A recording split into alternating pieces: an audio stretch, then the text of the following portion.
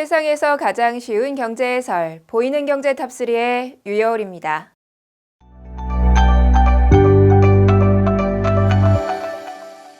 지난 9월 민간 택지 분양가 상한제가 예고된 후 어느 지역이 이에 해당될지 많이 궁금하셨을 텐데요. 지난 6일 국토교통부는 적용 대상 지역인 서울 27개 동을 발표했습니다.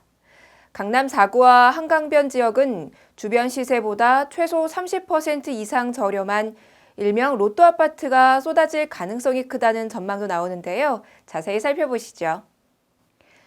이번에 지정된 곳은 강남구 8개 동, 서초구 4개 동, 송파구 8개 동, 강동구 2개 동, 용산구 2개 동과 영등포구, 마포구, 성동구 각 1개 동으로 총 27개 지역인데요. 해당 지역에서 올 9월 기준으로 분양을 앞두고 있는 재건축, 재개발 단지는 총 29개 사업장인 것으로 조사됐습니다.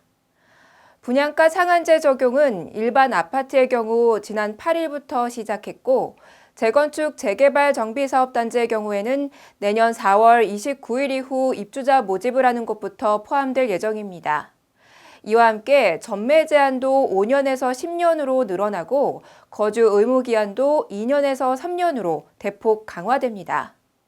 정부는 대상 지역의 분양가가 기존 주택도시보증공사 심사 기준보다 최소 5에서 10% 낮아져 아파트 분양가가 꽤 내려갈 것으로 예상하고 있는데요.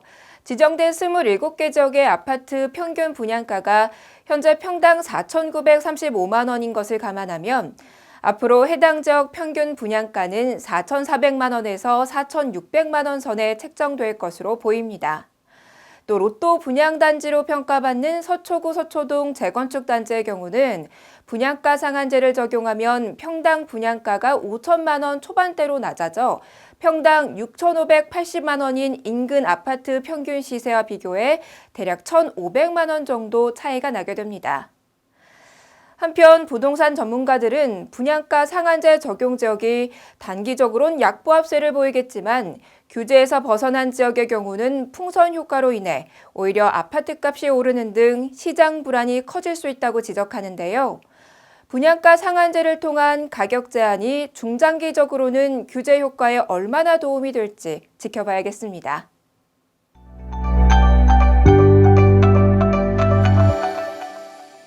경기가 좀처럼 나아질 기미를 보이지 않는데요.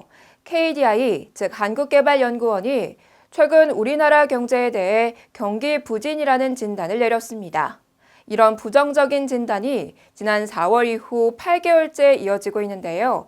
조사 내용을 자세히 살펴보시죠.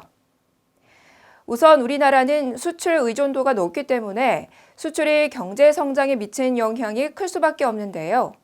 이번에 나온 KDI 경제동향 11월호에 따르면 지난 10월 반도체와 석유 제품의 부진으로 수출이 1년 전보다 14.7% 감소한 것으로 나타났습니다. 이러한 감소세는 지난해 12월부터 11개월째로 품목별로 살펴보면 반도체가 마이너스 32.1%, 석유 제품이 마이너스 26.2%, 석유화학이 마이너스 22.6%, 자동차가 마이너스 2.3% 등을 기록한 것으로 나타났고요. 지역별로도 중국이 마이너스 16.9%, 미국이 마이너스 8.4% 등 대부분 지역에서 마이너스를 보였습니다. 수출 부진은 제조업 등 생산 분야의 저하로도 이어졌는데요. 9월 전체 산업 생산은 1년 전보다 0.5% 증가하는 데 그쳤고요. 설비 투자의 경우는 기계류와 운송 장비의 감소폭이 줄어들면서 전월보다 높은 마이너스 1.6%를 기록했지만 여전히 마이너스를 기록했고 건설 투자 역시 건축 부문을 중심으로 부진하면서 감소세를 지속했습니다. 그나마 소비 부문은 나아진 모습이었는데요. 9월 소매 판매액의 경우 신차 출시 영향으로 자동차 등 내구재 소비가 늘어나면서 3.3% 증가세를 보였고요. 지난달 96.9를 기록한 소비자 심리지수도 98.6으로 소폭 상승했습니다. 앞으로 우리 경제가 모든 부진을 벗어나 하루빨리 본궤도에 오르면 좋겠습니다.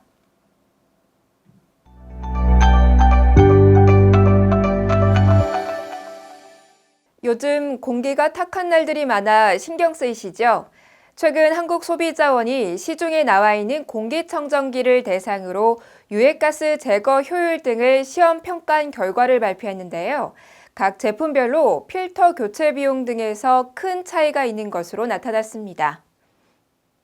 이번에 평가 대상이 된 제품은 삼성, LG, SK매직, 위니아, 위닉스, 코웨이, 쿠쿠, 샤오미, 샤프 등의 9개 제품이었는데요.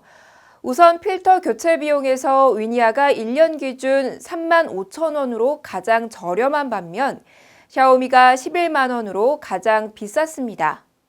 또 하루 7.2시간 사용을 기준으로 한 연간 전기 요금은 쿠쿠가 9천 원으로 가장 적었고요. 삼성이 17,000원으로 가장 높았습니다. 다음 유해가스 제거 효율 측면에서는 삼성과 샤오미, 코웨이, LG 제품이 상대적으로 우수한 것으로 나타났고요.